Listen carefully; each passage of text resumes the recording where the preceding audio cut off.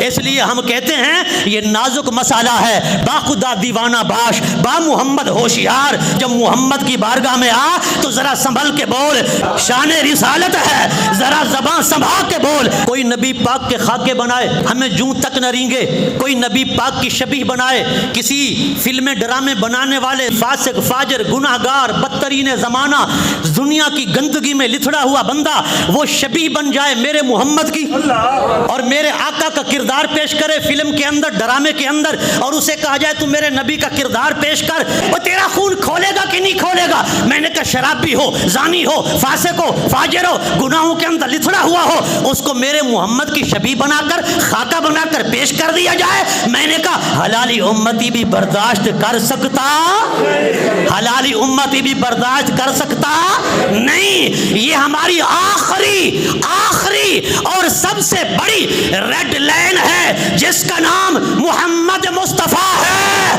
ہم اس سے آگے کسی کو کراس نہیں ہونے دیں گے، یا تو جان لٹا دیں گے یا جان لوٹ لیں گے۔ امت کے جوانوں تمہاری جوانیاں کدھر گئی ہیں؟ وہ عاشقان مصطفیٰ آج تمہارا عشق کدھر گیا ہے؟ ہم کہتے ہیں میرے آقا کی ذات ریڈ لائن اور آخری حد ہے۔ امت کو مر جانا چاہیے، نبی کی توہین ہو اور امت سانسیں لے رہی ہو، امت زندگی جی رہی ہو، فرمایا جیو اور جینے دو۔